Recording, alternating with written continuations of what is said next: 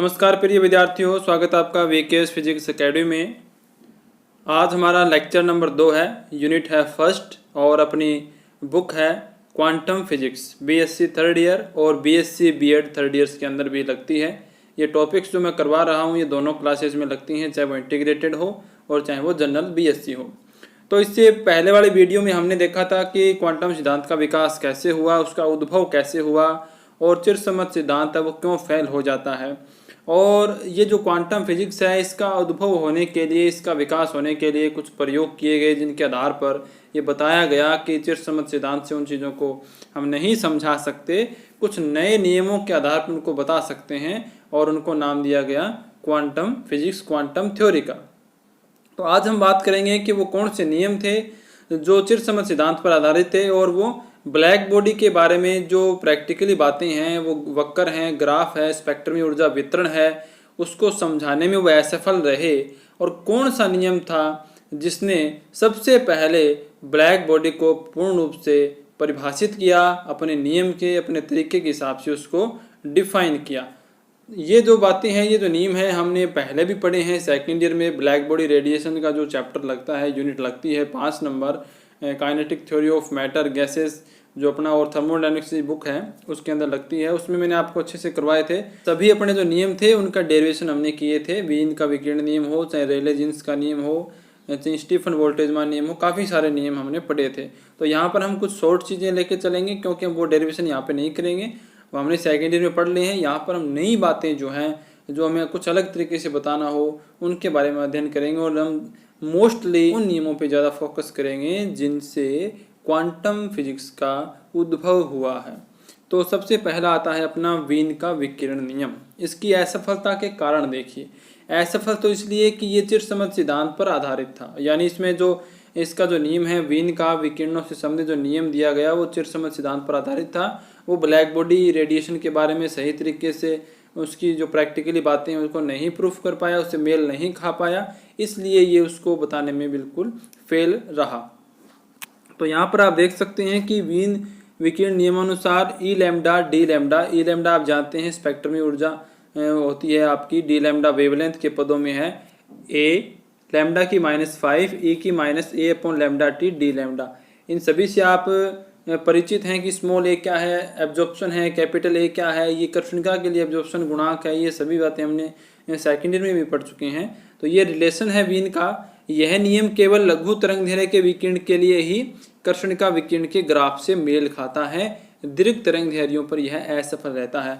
यानी ये जो रिलेशन है वीन का विकिरणों से संबंधित, जो ब्लैक बॉडी की को डिफाइन करने के लिए दिया गया था, ये लो वेवलेंथ पर, जब हम वेवलेंथ की वैल्यू कम लेते हैं तब तो ये ब्लैक बॉडी के प्रैक्टिकली वक्र से मेल खा जाता है। लेकिन जैसे ही लैम्डा की वैल्यू जो है वो हाई होती जाती है तो ब्लैक बॉडी का प्रैक्टिकली ग्राफ जिस प्रकार से आता है वो इससे मेल नहीं खाता है और ये एक अलग ही डायरेक्शन में चलता है। तो इस वजह से ये जो वीन का विकिरण नियम है वो असफल हो जाता है। दूसरा नियम आता है रेले जीन्स का विकिरण नियम। ये भी असफल रहा ब्लैक बॉडी के प्रैक्टिकली वक्र को बताने के लिए, क्योंकि ये भी चिरसम्मत सिद्धांत पर आधारित था। आइए जानते हैं कि ये किस प्रकार से हैं। इसके बारे में मैंने सेकेंड ईयर में भी चर्चा की थी। तो अगर आप और ज़्यादा डीपली चीज़ों को समझना चाहते हैं तो आप सेकेंड ईयर की वीडियो भी देख सकते हैं, जिससे आपको बहुत और कुछ चीज़ें सीखने को मिलेंगी और ये यहाँ पे आपका प्लस पॉइंट हो जाएगा। तो यहाँ पे देखिए रेले जीन्स की असफलता के लिए हम ग्राफ की बातें करेंगे। पहला जो ग्राफ आपको दिखाई दे रहा है वो है वेवलेंथ के अंदर, दूसरा जो ग्राफ दिखाई दे रहा है वो है आपका आवर्ती न्यू के अंदर, यानी फ्रिक्वेंसी, और ये है वेवलेंथ। यहाँ पे स्पेक्ट्रमी ऊर्जा घनत्व लिया गया है। अब यहाँ पे आप देखें, यहाँ पे यू लैम्डा है न कि ई लैम्डा।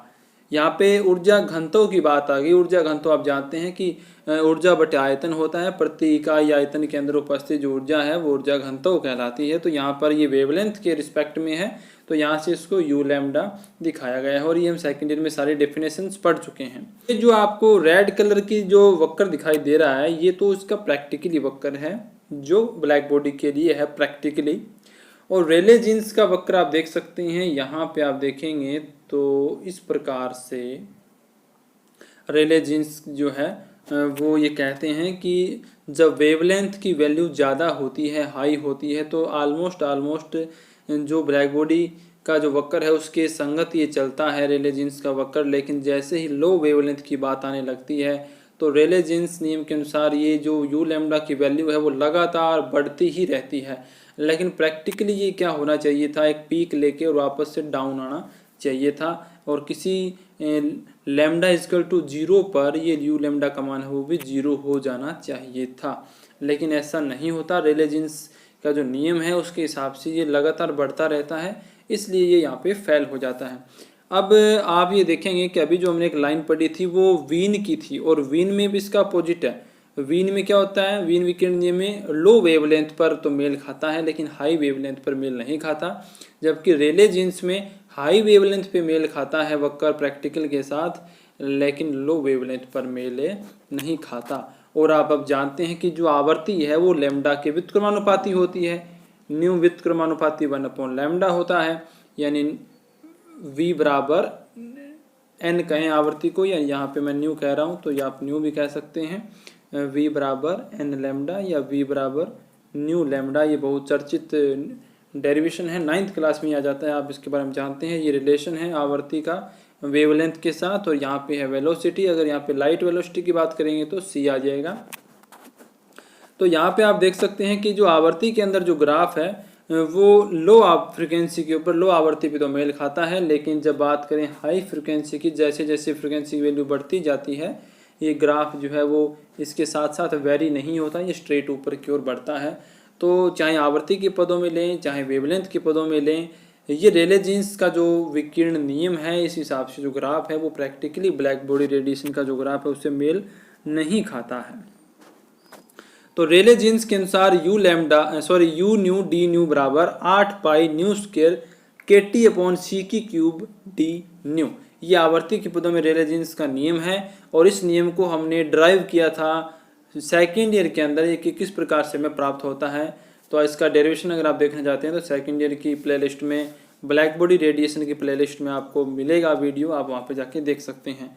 और वेवलेंथ के पदों में रेले जीन्स का नियम ये है, यू लैम्डा डी लैम्डा बराबर 8 पाई KT अपॉन लैम्डा की 4 डी लैम्डा। के आप जानते हैं वोल्टेज मान नियतांक है, सी प्रकाश का वेग है। यह नियम कर्षणिका के वक्रों के साथ दीर्घ तरंगदैर्घ्यों या निम्न आवर्ती पर ही मेल खाते हैं, ये अभी हमने पढ़ा था, तथा निम्न तरंगदैर्घ्यों या उच्च आवर्ती पर अधिक असंभव मान देता है, यानी वो संभव नहीं है वो मान देता है। यहाँ पे आप देख सकते हैं अधिक तरंगदैर्घ्यों या निम्न आवर्ती पर मेल खाता है, लेकिन लो वेवलेंथ और हाई फ्रिक्वेंसी पर मेल नहीं खाता है या असंभव मान देता है। तो इसके अनुसार क्या होता है कि यू न्यू समानुपाती न्यू स्क्वायर, आप फॉर्मूले में देख सकते हैं यू न्यू जो है वो आवर्ती के स्क्वायर के समानुपाती है, और यू लैम्डा जो है वो आपका लैम्डा 4 के व्युत्क्रमानुपाती है। इसके अनुसार यू न्यू समानुपाती न्यू स्क्वायर, तो यहाँ से अगर हम देखते हैं तो ये यदि हमने इसकी लिमिट लें कुल ऊर्जा घनत्व ज्ञात करने के लिए कि जो अपनी वैल्यू है आवर्ती की वो 0 से इन्फिनिटी अगर हम लेते हैं तो न्यू बराबर 0 से न्यू बराबर इन्फिनिटी तक समाकलन करें तो यू हमारे पास क्या आएगा, 0 से infinity u new D new ये आ जाएगा। और इसका जब हम इंटीग्रेशन करेंगे तो हमारे पास यू बराबर क्या आता है, इन्फिनिटी आता है। इसका मतलब ऊर्जा घनत्व का मान लगातार बढ़ता ही रहेगा, जो प्रायोगिक रूप से संभव नहीं है। इस प्रकार दोनों नियम जो है वो चिरसम्मत आधार पर कर्षणिका के प्रायोगिक वक्रों की व्याख्या जो है वो नहीं कर पाते हैं। अब ये तो वो नियम थे जो असफल हो गए ब्लैक बॉडी को बताने के लिए। अब एक ऐसा नियम आया, सबसे पहले वैज्ञानिक आए मैक्स प्लांक, जिन्होंने ब्लैक बॉडी के प्रैक्टिकली जो वक्र हैं उनसे मेल खाया, उनका नियम, उनसे सारी बातें उन्होंने डिफाइन की, और ये इसी से जन्म हुआ क्वांटम फिजिक्स का, क्वांटम थ्योरी का। और यहीं से हम बताएंगे कि क्वांटम क्या होता है, क्वांटम परिकल्पना क्या है, किस प्रकार से उन्होंने बताया था। तो सबसे पहले याद रखें ये नियम रहा सफल, और यहीं से मैक्स प्लांक ने ही क्वांटम सिद्धांत का सबसे पहले विकास किया था। नंबर 1 है कि प्लांक के अनुसार विकिरण ऊर्जा का उत्सर्जन या अवशोषण कर्षणिका में उपस्थित विद्युत चुंबकीय दोलकों के द्वारा होता है। यानी मैक्स प्लांक ये कहते हैं कि जो विकिरण है, रेडिएशन है, उस एनर्जी का जो उत्सर्जन या अवशोषण होगा ब्लैक बॉडी में, वो कहाँ से होगा कि ब्लैक बॉडी में विद्युत चुंबकीय इलेक्ट्रोमैग्नेटिक दोलक होते हैं, ऑक्सीलेटर होते हैं, वो ऊर्जा का अवशोषण या उत्सर्जन करते हैं।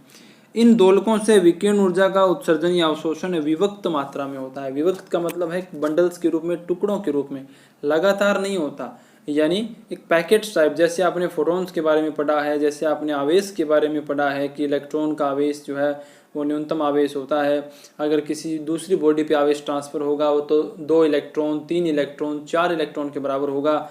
लगातार पॉइंट्स के अंदर या हाफ के अंदर आवेश नहीं जा सकता एक बॉडी से दूसरी बॉडी में। ये प्रैक्टिकली जो अपना मिल्टन ने तेल बूंद प्रयोग से सिद्ध भी किया था। तो इसी प्रकार से प्लांक ने कहा कि ऊर्जा का उत्सर्जन या अवशोषण विविक्त मात्रा में होता है। तो विनिमय होने वाले, यानी ये जो आदान प्रदान है अवशोषण और उत्सर्जन का होने वाले न्यूनतम विभक्त को क्या कहते हैं? क्वांटम। उन्होंने इसको नाम दिया क्वांटम। जैसे आवेश का क्वांटा किसे कहते हैं? इलेक्ट्रॉन के आवेश को हम कहते हैं। और यह सिद्धांत क्या कहलाया? क्वांटम सिद्धांत कहलाया, क्वांटम थ्योरी कहलाई। प्रत्येक दोलक न्यूनतम विभक्त ऊर्जा का मान एप्सिलॉन नॉट के पूर्ण गुणज के बराबर होता है। तो यहाँ पर प्रत्येक जो दोलक है, हमने कहा कि दोलक विद्युत चुम्बकीय दोलकों के द्वारा आदान प्रदान होता है, तो प्रत्येक दोलक के पास न्यूनतम जो ऊर्जा है विभक्त मान है वो एप्सिलॉन नॉट के पूर्ण गुणज के बराबर होता है। यानी जो प्रथम दोलक है आपका उसके पास एप्सिलॉन नॉट, दूसरे के पास 2 एप्सिलॉन, 3 एप्सिलॉन, इस प्रकार से लास्ट में क्या आ जाएगा? n epsilon not. जैसे आवेश का क्वांटीकरण सिद्धांत होता है कुछ उसी प्रकार से। तो यहाँ पे जो एप्सिलॉन नॉट है उसकी वैल्यू, मूल ऊर्जा उसको कहा गया और उसको मैक्स प्लांक ने बताया एप्सिलॉन नॉट बराबर h न्यू। यहाँ पे एप्सिलॉन नॉट का मतलब ऊर्जा से है, एप्सिलॉन नॉट बराबर h न्यू। न्यू फ्रिक्वेंसी है, जो आप जानते हैं लाइट की फ्रिक्वेंसी, वो आवर्ती जब ऊर्जा से संबंधित होती है। h उसका खुद का कांस्टेंट है जो उन्होंने प्रैक्टिकल बताया, प्लांक कांस्टेंट, प्लांक नियतांक जिसे कहते हैं। न्यू दोलक की आवर्ती है, h प्लांक नियतांक है और इसकी वैल्यू किसके बराबर होती है? 6.62 × 10⁻34 जूल सेकंड के बराबर होती है। जूल सेकंड इसका मात्रक है। आप यहाँ से बराबर h न्यू से जब आप निकालेंगे तो इसका मात्रक आपके पास आ जाएगा। एनर्जी का मात्रक जूल होता है, आवर्ती का मात्रक होता है प्रति सेकंड यानी 1/सेकंड। तो यहाँ से h की वैल्यू मात्रक निकालेंगे आप तो जूल सेकंड आपको प्राप्त हो जाएगा। तो ये थी क्वांटम उसकी परिकल्पना मैक्स प्लांक की। इसके नेक्स्ट वीडियो में हम पढ़ेंगे कि जो माध्य ऊर्जा है वो किस प्रकार से निकाली जाए, काफ़ी इंपॉर्टेंट है, परीक्षा में आता भी है। और प्लांक का विकिरण नियम क्या है उस माध्य ऊर्जा पर आधारित, ये सब बातें हम नेक्स्ट वीडियो में पढ़ेंगे। तब तक के लिए वीडियो को लाइक करें, कमेंट करें, ज़्यादा से ज़्यादा स्टूडेंट तक शेयर करें। धन्यवाद।